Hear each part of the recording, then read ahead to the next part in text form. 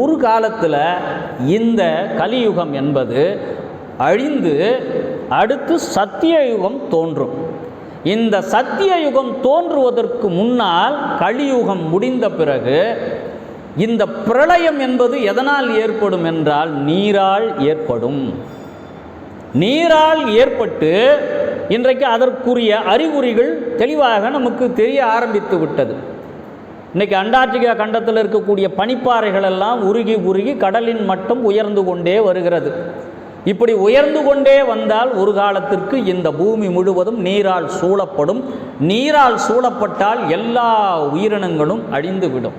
இப்படி அழிந்து விட்ட பிறகு அடுத்து ஒரு யுகம் தோன்றுகின்ற வரை சிவபெருமான் தனிமையில் இருப்பார். அப்படி தனிமையில் இருக்கின்ற பொழுது அவர் வாசிப்பதற்கு ஒரு நூல் தேவை என்பதற்காக மாணிக்க வாசகர் மூலமாக உருவாக்கிய நூல் எதுவென்றால் திருவாசகம் என்ற நூல்.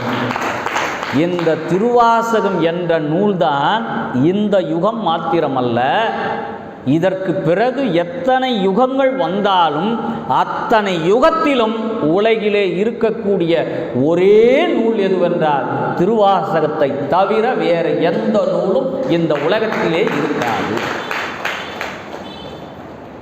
அந்த நாதன் என்ற வார்த்தையை அவர் ஏன் போட்டார்னா, தன்னை ஒரு பெண்ணாக உருவகித்து சிவபெருமானை தன்னுடைய கணவனாக, அதனால்தான் நாதன் தாழ் வாழ்க என்று சொன்னார். அதற்கடுத்த வரி கோ கழி ஆண்ட குருமனிதன் தாழ் வாழ்க. இறைவனை தன்னுடைய குருவாக உருவகித்து கொண்டு அவர் திருவடியில் விழுந்து அவரை வாழ்த்துகிறார். பொதுவாக சைவத்திலே தீட்சை பெறுவது என்றால் பெரும்பான்மையாக பெறக்கூடிய தீட்சை என்பது 3 தீட்சை. இன்னொன்று 4வது ஒரு தீட்சை இருக்கு. முதல் தீட்சை எதுவென்றால் நயன தீட்சை. ஒருவர் ஒரு குருவானவர் தன்னுடைய சீடனுக்கு கொடுக்கக்கூடியது, தன் பார்வையின் மூலமாக தன்னுடைய சீடனுக்கு கொடுப்பது நயன தீட்சை. இன்னொரு தீட்சை எதுவென்றால் ஸ்பரிச தீட்சை. தன்னுடைய சீடனை தொட்டு ஆசீர்வதித்தாலே அவன் தீட்சை பெறுவது 2வது தீட்சை. 3வது தீட்சை எதுவென்றால் திருவடி தீட்சை. இறைவனுடைய திருவடியின் மூலமாக தீட்சை பெற்றவர் யார் என்றால் நம்முடைய மாணிக்க வாசகர் திருவடி தீட்சையை பெற்றவர். 4வது ஒரு தீட்சை எதுவென்றால் ஒரு மனிதனை பார்த்து நாம் சொல்கின்ற வார்த்தையின் மூலமாகவே அவன் தீட்சை பெற்று விடுகிறான். இந்த 4 வகையான தீட்சைகள் என்பது நம்முடைய சைவ சமயத்திலே உண்டு. இப்போ மாணிக்க வாசகர் தன்னை விட்டு இறைவன் கிளம்பி போயிட்ட பின்னால் இவர் என்ன பண்ணுறாரு, அழ ஆரம்பிச்சிடுறார். என்னை அவர் அழைத்த பொழுது நான் அவரோடு செல்லாமல் இங்கு தனியாக இருந்து விட்டேனே அப்படின்னு அவர் அழறார். அழுதுட்டு என்ன பண்ணுறாரு, ஒவ்வொரு ஊராக தேடி போகிறார். அப்படி தேடி போயிட்டு அவர் கடைசியாக வந்த இடம்தான் சிதம்பரம். இடையில பாண்டிய மன்னன் அரிமர்த்தன பாண்டியனிடமிருந்து பொன்னை கொண்டு வந்து நான் குதிரை வாங்கி வருகிறேன் என்று சொல்லி இவர் குதிரை வாங்க போகாமல் என்ன பண்ணுறாரு, திருப்பெருந்துறையிலே தங்கிடுறாரு. அந்த தங்கனவர் அங்கே கட்டிய கோயில் 40,000 பொன்னை அரிமர்த்தன பாண்டியனிடம் வாங்கி வந்ததை இங்கே என்ன பண்ணுறாரு, சிவபெருமானுடைய திருவடி தீட்சையை பெற்ற பிறகு எல்லாவற்றையும் மறந்துடுறார். மறந்து அந்த திருப்பெருந்துறையிலே ஒரு ஆலயம் கட்டுறார். அந்த ஆலயத்திலே என்ன ஒரு பெரிய சிறப்பு, மற்ற சிவாலயங்கள் செல்வதற்கும் அந்த சிவாலயத்திலே இருக்கக்கூடிய சிறப்பு எதுவென்றால், அந்த சிவாலயத்திலே நாம் பொதுவாக எல்லா சிவன் கோயிலுக்கு போனோம்னாலும் நந்தி இருக்கும். முதல்ல நந்தியை பார்த்துட்டு தான் அதுக்கப்புறம் நம்ம உள்ளே போவோம். நந்தி இல்லாத ஒரு கோயில் உண்டென்றால் அது திருப்பெருந்துறையிலே உள்ள ஆவுடையார் கோவிலே நந்தி கிடையாது. 2வது கொடிமரம் கிடையாது. அதற்கடுத்து பலிபீடமும் கிடையாது. இப்போ இந்த 3 இல்லாததுனால என்னன்னா, சிவாலயங்களில் பெரும்பாலும் பிரதோஷ விழா கொண்டாடப்படும். பிரதோஷமே இல்லாத ஒரு சிவன் கோயில் இருக்குதுன்னா அது திருப்பெருந்துறையில் இருக்கக்கூடிய ஆத்மநாதர் ஆலயம்தான், பிரதோஷ வழிபாடே கிடையாது. சரி, வேறு என்ன அங்கே ஒரு சிறப்புனா, அந்த ஆலயத்திலே ஆத்மநாதருக்கு கீழே ஆவுடை மாத்திரம்தான் இருக்குமே ஒழிய பானம் கிடையாது. இன்னொன்று, அங்கே எது அவருக்கு பிரசாதம்னா, சுட சுட இருக்கக்கூடிய சாதத்தினுடைய ஆவி தான் அங்கு இருக்கிற ஆத்மநாதருக்கு பிரசாதம். வெறும் ஆவியை மட்டும்தான் வாங்கிக்கிறார். அதனால தான் அது ஆவி உடையார் கோயில், பிறகு ஆவுடையார் கோயில். இரண்டு பொருளும் சரியானது. ஆவுடை மாத்திரம் இருப்பதினால் அது ஆவுடையார் கோயில், ஆவி மாத்திரமே அங்கு பெருமான் வாங்கி கொள்வதால் அது ஆவி உடையார் கோயிலாக மாறுகிறது. இன்னொரு பெரிய சிறப்பு என்னன்னா, அந்த ஆலயத்தில் நந்தி இல்லாததுனால பிரதோஷம் இல்லை, இன்னொன்று பானம் இல்லாததுனால அங்கே இருக்கக்கூடிய வழிபாடு எதுனா மாணிக்க வாசகருக்கு தான் அங்கே வழிபாடே தவிர சிவபெருமானுக்கு கிடையாது. உலகத்தில் எந்த ஒரு சமயத்திலாவது தன்னுடைய தொண்டனை முன்னிறுத்தி தன்னுடைய ஆலயத்திற்குள் தன்னுடைய தொண்டனை வழிபடக்கூடிய அளவிற்கு உயர்த்தி பிடித்திருக்கிற ஒரு சமயம் உண்டென்றால் அது நம்முடைய சைவ சமயம் ஒன்றுதான். வேறு யாருக்கும் அங்கே வழிபாடு கிடையாதுங்க. ஆவுடையார் கோயிலில் போனோம்னா மாணிக்க வாசகர் தான் வீதி உலா வரார், சிவபெருமான் வரல.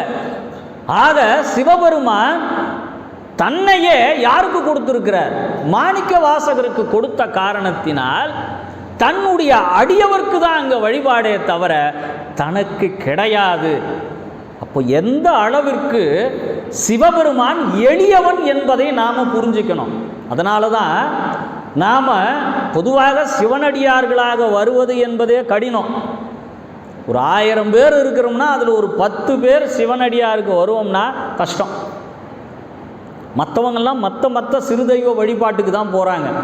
நீங்கள் எத்தனை சிறுதெய்வ வழிபாட்டுக்குள்ளே போனாலும் அந்த சிறுதெய்வ வழிபாடுகள்லாம் உங்களை கூப்பிட்டு வந்து எங்கே விடும்னா சிவனுடைய திருவடிக்கிட்ட தான் வந்து விடுவாங்களே ஒழிய அந்த சிறு தெய்வங்களுக்கு சுப்பீரியர் என்று யாருமே கிடையாது.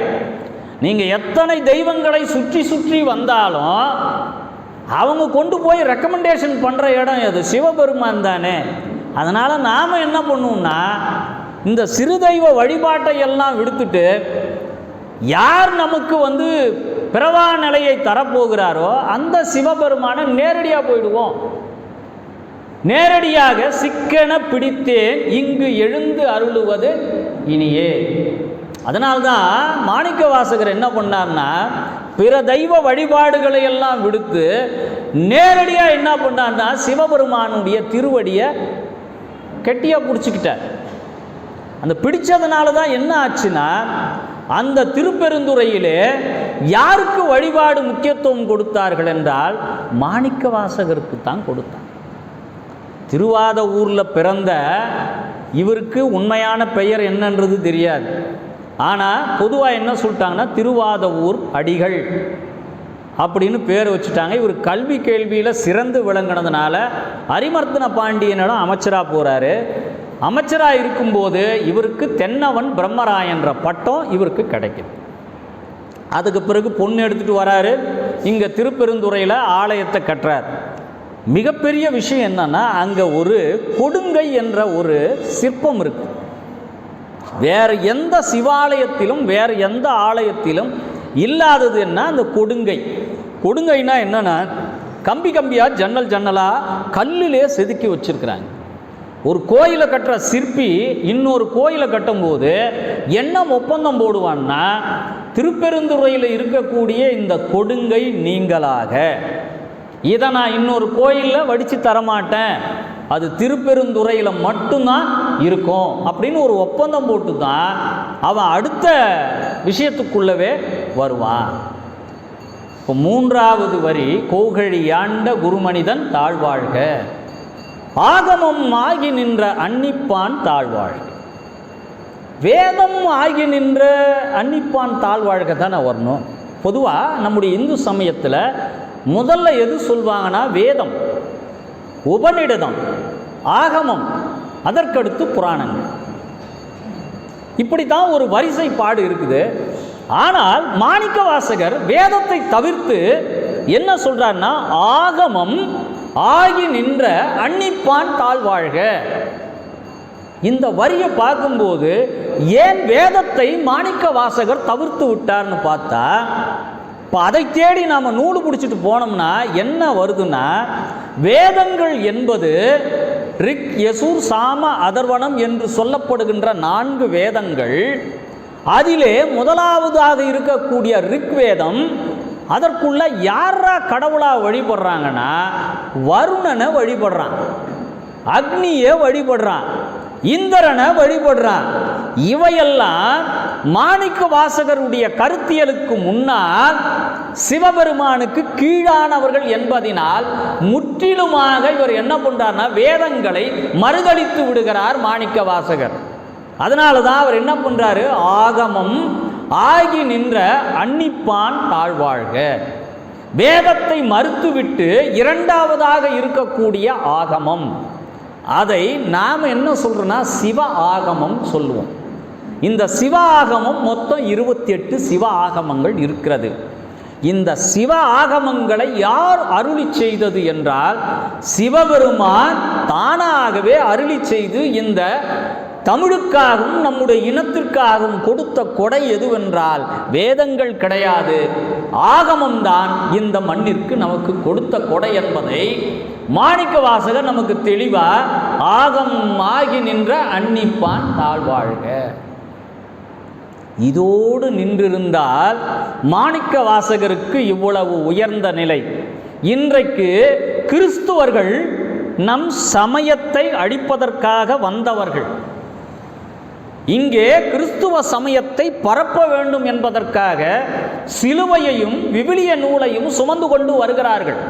ஆங்கிலேயர்கள் ஆட்சி செய்த காலத்திலே வந்த அவர்கள் இந்த திருவாசகத்தை படித்து அவன் இதுக்கு அடிமையாயிடுறான்.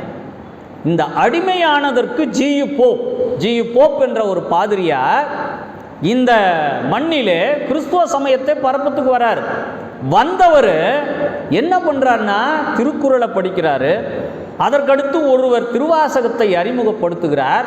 இந்த திருவாசகத்தை படித்தவர் என்ன பண்றாருன்னா அந்த 2வது வரி இருக்கு பாருங்க, இமைப்பொழுதும் என் நெஞ்சில் நீங்காதான் தாழ்வாழ்க. இன்னும் சொல்ல போனால் கிறிஸ்துவத்தினுடைய மறைநூலாக இருக்கக்கூடிய விவிலியத்தை முழுமையாக கற்று தெளிந்து அந்த விவிலிய நூலின் மூலமாக இங்கு சமய பரப்புகின்ற பணியிலே வந்தவர் அந்த நூலுக்கு இணையாக இந்த ஒற்றை வரியை வைத்து பார்க்கிறார். இந்த ஒற்றை வரிக்கு இணையாக எந்த நூலும் இல்லை என்பதனால் இந்த வரியை ரொம்ப கெட்டியா பிடிச்சுக்கிறார். தன்னுடைய ஒரு அட்டவணையில் பேடில் கூட அவர் எழுதுறது எதுனா, முதல் வரி இமைப்பொழுதும் என் நெஞ்சில் நீங்காதான் தாழ்வாழ்க. அதுதான் அவருடைய ஸ்கிரிப்ளிங் பேடில் இருக்கக்கூடிய வரி. ஆக மதத்தை பரப்ப வந்தவன் கூட மதி மயங்கி போய் நின்றது எதுவென்றால் திருவாசகத்தில் இருக்கக்கூடிய 658 பாடல்கள் அல்ல, ஒற்றை வரி. அந்த கிறிஸ்துவத்தை பரப்பு வந்த ஜியு போப்பையே மாற்றி நம்முடைய திருவாசகத்தை ஆங்கிலத்தில் மொழிபெயர்க்கின்ற அளவிற்கு நமக்கு கிடைத்த ஒரு அரிய பொக்கிஷம். நாம் திரும்ப திரும்ப ஏன் திருவாசகத்துக்கு சொல்கிறோம்னா, திருவாசகத்தை நோக்கி நீங்கள் 8 திசையை நோக்கி பயணப்பட்டால் நாளுக்கு ஒன்றாக கிடைக்கின்ற செய்திகள், இந்த திருவாசகத்தினுடைய உயர்வு என்ன அப்படி நம்ம ஒவ்வொரு நாளும் படிக்கின்ற பொழுது கிடைக்கின்ற செய்திகளை படித்தால் இந்த நூல் ஏன் உயர்ந்த இடத்திலே இருக்கிறது என்பதற்கான ஒவ்வொரு காரணிகள் ஒவ்வொரு நாளாக கிடைத்து கொண்டே இருக்கும். இப்போ அந்த அடுத்த வரி, ஏகன் அநேகன் இறைவனடி வாழ்க. இந்த வரியில தான் ஒருவனாகவும் அநேகனாகவும் யார் இருப்பான்னா சிவபெருமான் இருப்பதை ஜியு போப் படிக்கிறார். ஒருவன்தான் இறைவன் என்று அவர் அறுதிட்டு சொல்ல, ஏகன் என்றும் அநேகன் என்றும் சொல்றார். அதனால தான் நம்முடைய சிவபெருமானுடைய வழிபாட்டில் தென்னாடுடைய சிவனே போற்றின்னு நாம் ஒரு அடையாளம் கொடுக்குறோம். நாங்கள் வணங்கக்கூடிய பெருமானுக்கு சிவன் என்று பெயர். இப்போ நீ வணங்கக்கூடிய கடவுள் எதுவாக இருந்தாலும் அவனுக்கு என்ன பெயர்னா, எந்நாட்டவர்க்கும் இறைவா போற்றி. உனக்கு பொது பெயர் எதுவென்றால் இறைவன் என்பது பொது பெயர். ஆனால் அவனுக்கு நாங்கள் கொடுத்துருக்கிற பெயர் எதுனா சிவன் என்று பெயர். அதனால தான் என்ன பண்ணார், ஏகன் ஒருவனாகவும் அநேகனாகவும் இருக்கிறான்றதுனால தான் என்ன ஆச்சுன்னா, மாற்று சமயத்தவர்கள் கூட திருவாசகத்திற்கு பொருள் உதவி செய்து இளையராஜா மூலமாக சிம்போனி இசையமைத்தார்கள் என்றால் அதற்குரிய பெருமை. தமிழிலே எத்தனையோ நூல்கள் இருக்கின்றன, அத்தனை நூல்களிலும் ஏன் திருவாசகத்தை தேர்ந்தெடுத்தார்கள் என்றால், இந்த திருவாசகத்தினுடைய ஒரு பாடலை நீ பாடினாலே உனக்கு இறைவனுடைய திருவடி பாதையை அடைவதற்கான கதவுகள் உனக்கு திறந்து கொடுக்கும். முதல் கதவு என்பது முதல் வரி சொன்னாலே, நமச்சிவாய வாழ்க என்று நீ சொன்னாலே, இந்த பிறவியிலே நீ செய்த இருக்கக்கூடிய அந்த மும்மலங்களில் இருக்கக்கூடிய காரியங்கள் அனைத்தும் உன்னை விட்டு கொஞ்சம் கொஞ்சமாக விலக ஆரம்பிக்கும். நமக்கு எப்பொழுதெல்லாம் நேரம் கிடைக்கிறதோ அந்த கிடைக்கின்ற நேரத்தில் எல்லாம் நாம் நமச்சிவாய என்ற ஒரு மந்திரம், அது ஒரு எல்கேஜி மாதிரி. நீங்கள் முதல்ல 5 பஞ்சாட்சரங்கள் இருக்குது. சூக்கும பஞ்சாட்சரம் இருக்குது, காரண பஞ்சாட்சரம் இருக்குது, இப்படி அதிசூக்கும பஞ்சாட்சரம் இருக்குது. இதெல்லாம் எப்போ நமக்கு புரிய வரும்னா, பல பிறவைகளை கடந்து வந்த பிறகுதான் இளம் வயதிலேயே அந்த ஞானமானது நமக்கு கிடைக்கும். எடுத்த உடனே நாம் இறைவனுடைய திருவடி பேரை அடைஞ்சிட முடியுமானா நிச்சயமாக அடைய முடியாது. அதற்கெல்லாம் ஒரு படிநிலை இருக்குது. அந்த படிநிலையோடு தான் நாம் இறைவனுடைய திருவடியை அடைய முடியும். இப்போ இந்த 4 வரி சொல்லிட்டேன்.